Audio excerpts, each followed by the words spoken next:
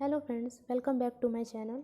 आज मैं आप लोगों को चिकन पॉक्स के बारे में बताऊंगी, जिसे आमतौर पर हम लोग छोटी माता के नाम से जानते हैं। छोटी माता तीव्र संक्रामक रोग है। छोटी माता क्या है? तीव्र संक्रामक रोग है, जो कि बहुत जल्दी हो जाता है। तीव्र मतलब शीघ्र।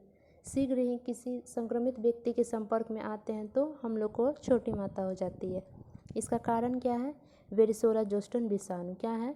वेरिसोला जोस्टन विषाणु। ठीक है, ये बहुत ही इंपॉर्टेंट, आप लोग इसको ध्यान रखेंगे। वेरिसोला जोस्टन विषाणु। इसके लक्षण क्या क्या है? ज्वर, घबराहट, दर्द और 24 घंटे के अंदर फफोले युक्त चकत्ते निकल आते हैं। सबसे पहला क्या है? ज्वर, घबराहट, दर्द और 24 घंटे के अंदर फफोले। ठीक है, ये है इसका लक्षण, आप लोग ध्यान रखेंगे। अगर ऐसा लक्षण किसी में दिखता है तो समझ जाइएगा कि उसको छोटी माता हो गई है। नेक्स्ट क्या है? जानपदिक रोग कारक। ठीक है, कारक क्या है? छोटी मात्रा के कारक को अब मानव अल्फा हर्पिस वायरस 3 कहा जाता है। क्या कहा जाता है? मानव अल्फा हर्पिस वायरस 3। ठीक है, इसको भी आप लोग ध्यान में रखेंगे। अब देखते हैं संक्रमण के स्रोत, source of infection. Source of infection में क्या है? पहला है नाक तथा गले के स्राव। ठीक है, नेक्स्ट है त्वचा के घाव। नेक्स्ट है श्लेष्मक कला तथा रक्त में रहता है। ठीक है, चलिए इसका ड्यूरेशन देखते हैं। ड्यूरेशन क्या है? 7 से 21 दिन तक। ठीक है, ये बहुत बहुत बहुत ही ज़्यादा इंपॉर्टेंट। ठीक है, 7 से 21 दिन। ठीक है, अब देखते हैं परपोषी कारक। आयु। छोटी माता मुख्य रूप से 10 वर्ष से कम आयु के बच्चों में होती है।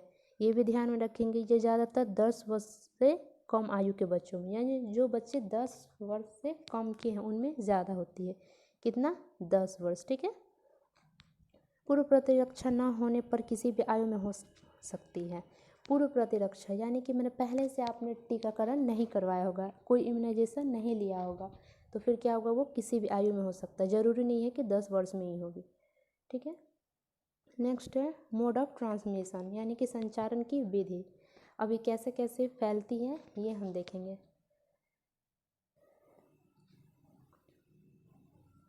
छोटी माता मुख्यतः बिंदुक संक्रमण और बिंदुक केंद्रक के रूप में फैलती है। बिंदुक संक्रमण और बिंदुक केंद्रक यानी कि ड्रॉपलेट इन्फेक्शन।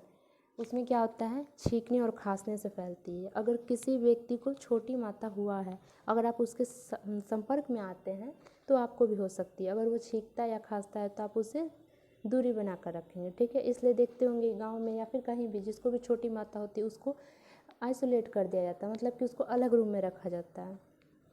अधिकांश रोगी आमने सामने संपर्क में संक्रमित होते हैं। रोगी के उपयोग वाली संक्रमण वस्तुएं संक्रमण फैला सकती है। ठीक है, मतलब कि जो भी रोगी है, जिसको भी हुआ है, उससे आप दूरी बना कर रखेंगे। उसकी छुई हुई सामान को आप यूज़ नहीं करेंगे। ठीक है, वो जो सामान यूज़ करता है उसको आप लोग यूज़ नहीं करेंगे। अब नेक्स्ट है इंक्यूबेशन पीरियड, यानी उद्भवन काल। उद्भवन काल क्या है? सामान्यतः 14 से 16 दिन का होता है। ठीक है, इसका अवधि कितना होता है? 14 से 16 दिन, याद रखेंगे आप इसको। अब देखते चिकित्सीय रोग लक्षण। छोटी माता रोग अवधि के 2 चरण आते हैं। इसका 2 चरण है। ठीक है, पहला क्या है? प्री इरप्टिव स्टेज और दूसरा इरप्टिव स्टेज। ठीक है, रोगी के आरंभ में हल्का या मध्यम ज्वर आता है। स्टार्टिंग में क्या होता है? हल्का फीवर रहेगा। सेकेंड क्या है? पीठ में दर्द होता है। ठीक है, पीठ में उसका दर्द होगा। कपकपी और बेचैनी उत्पन्न होती है। उसको कपकपी होगी और हल्का हल्का अंदर से बेचैनी जैसा होगा। यह अवस्था 24 घंटे तक रहती है। यह सब क्या? स्टार्टिंग का फेज है। ठीक है, आप लोग इसको ध्यान में रखेंगे।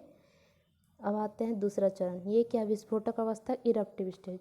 बच्चों में चकत्ते पहले चिन्ह के रूप में उगते हैं। जिस दिन ज्वर चढ़े उसी दिन उभरते हैं। चकत्ते के विशिष्ट लक्षण हैं। ठीक है, जिस दिन फीवर हुआ उसी दिन क्या होगा? चकत्ते भी निकलेंगे। नेक्स्ट क्या है? वितरण। चकत्ते सबसे पहले धड़ में, उसके बाद चेहरे, हाथों और पैरों पर उत्पन्न होते हैं। सबसे पहले कहाँ होगा? धड़ में, उसके बाद चेहरा, हाथ और पैरों पर उत्पन्न होते हैं। नेक्स्ट है श्लेष्मा सतह पर होंगे, उसके बाद कांख में भी चकत्ते उत्पन्न हो सकते हैं। ठीक है, नेक्स्ट पॉइंट है तीव्र गति से विकास। चकत्ते तेजी से बढ़ते हैं, यानी चकत्ते जलफोटक, पियासफोटिका और पपड़ी, ये सबसे पहले ओस की बूंदों जैसे जलफोटक त्वचा पर उभरते हैं जिनमें साफ द्रव्य भरा होता है। ये कैसे होता है? आप लोग तो देखे होंगे, मतलब ये जल ही होता है, इसमें जो फोड़ा होता है उसके अंदर पानी भरा होता है जो कि साफ दिखता है, मतलब लगेगा कि पूरा पानी ही भरा हुआ है। नेक्स्ट है कॉम्प्लिकेशन, जटिलता। अब इसमें क्या क्या जटिलताएं हो सकती है। अंतः मस्तिष्क रसस्राव, मतलब कि अंतः मतलब आंतरिक, मस्तिष्क मतलब दिमाग, और रक्तस्राव मतलब खून का बहना। ठीक है, यानी अंदर से, दिमाग के अंदर से खून का बहाव होता है। ठीक है। सेकंड क्या है, निमोनिया हो सकता है। तीसरा में मस्तिष्क संक्रमण व सूजन, मस्तिष्क में संक्रमण होगा या फिर सूजन होगा। मस्तिष्क असामान्यता, मस्तिष्क में कोई असामान्यता दिखेगा।